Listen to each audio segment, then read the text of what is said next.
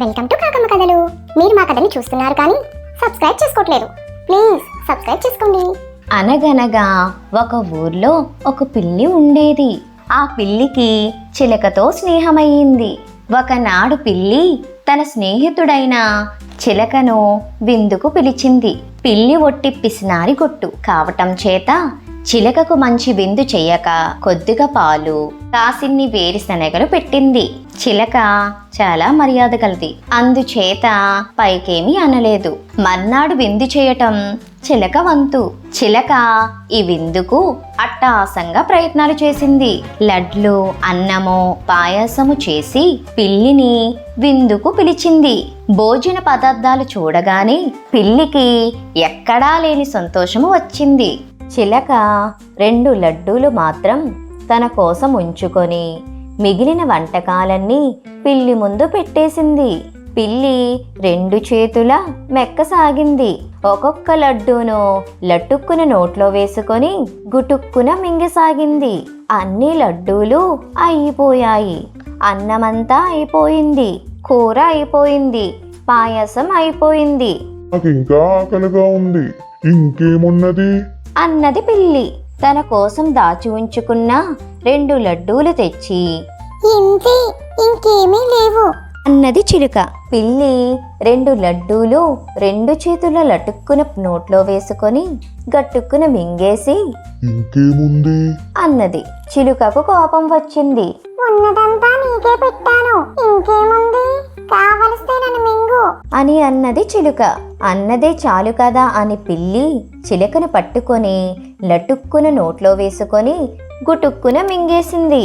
అక్కడి నుంచి బయలుదేరి పిల్లి వీధిలోకి వచ్చింది. వీధిలో ఉన్న ఒక ముసలమ్మ పిల్లి చేసిన పాపిష్టి పని కల్లారా చూచింది. ఆ ముసలమ్మ పిల్లిని నిలదీసి, నీకేం పోయే కాలమే పిల్లి, నీ స్నేహితుడైన చిలకను మింగుతావా అన్నది. నువ్వు నాకు చెప్పేదానివా ముసలమ్మ, చూడు నిన్నేమి చేస్తాను అంటూ పిల్లి ముసలమ్మను పట్టుకొని లటుక్కున నోట్లో వేసుకొని గుటుక్కున మింగేసింది. అలా సరదాగా వీధి వెంబడి కొంత దూరం పోగా పిల్లికి గాడిదను తోలుకుంటూ ఒక చాకలి ఎదురువచ్చాడు. ఏ పిల్లి, నీకు కళ్ళు లేవా? గాడిద కాళ్ళ కింద పడి చస్తావా ఏంటి? తొలుగు అన్నాడు చాకలి. ఓ రబ్బా, నీకెంత పొగరురా, నేనంటే ఎవరనుకున్నావు? 500 లడ్డూలు మింగాను, 5 తట్టల అన్నం తిన్నాను, 5 కాగుల పాయసం తాగాను, నా స్నేహితుడి చిలుకను భక్షించాను, అడ్డు చెప్పిన ముసలమ్మను మింగాను, ఇక నువ్వు నీ గాడిద ఒక లెక్క అని పిల్లి చాకలిని గాడిదను కూడా లటుక్కున నోట్లో వేసుకొని గటుక్కున మింగి ముందుకు సాగింది. పోగా పిల్లికి ఒక ఊరేగింపు ఎదురయ్యింది. కొత్తగా పెళ్ళైన రాజుగారు రాణిగారు ఊరేగుతున్నారు. బోలెడన్ని మేళాలు వాయిస్తున్నారు. బోలెడంత పరివారం నడుస్తున్నది. వెనుక 100 ఏనుగులు నడుస్తున్నాయి. పిల్లి ఈ ఊరేగింపుకు ఎదురుగా వెళ్ళింది. ఏ పిల్లి, కళ్ళు లేవా? ఏనుగుల కాళ్ళ కింద పడి చస్తావా? తొలుగు అని అన్నాడు రాజు. అప్పుడు పిల్లి, నేనంటే ఎవరనుకున్నావు?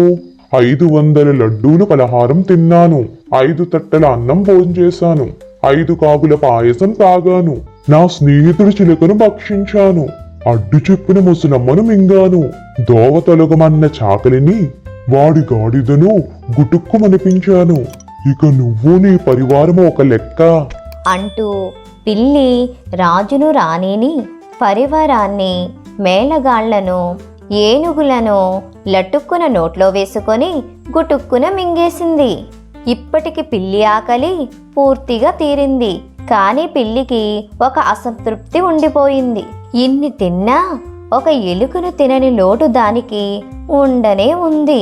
పిల్లి ఈ మాట అనుకుంటుండగానే ఒక ఎలుక దాని దారికి ఎదురుగా నిలబడి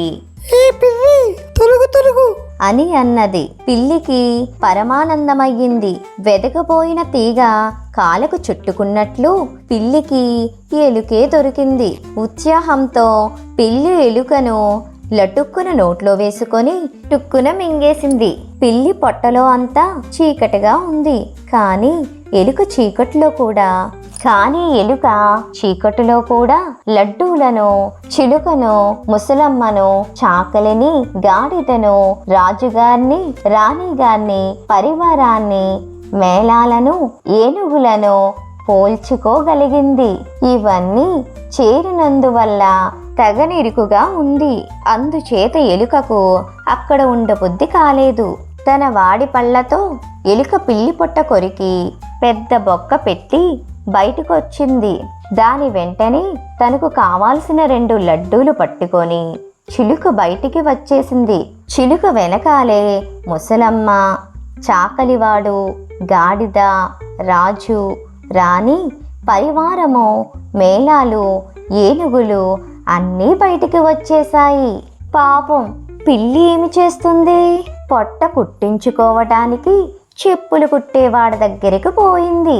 మా ఛానల్ కనుక మీకు నచ్చినట్లయితే లైక్ చేయండి, షేర్ చేయండి, కామెంట్ చేయండి, అలాగే సబ్స్క్రైబ్ కూడా చేసుకోండి.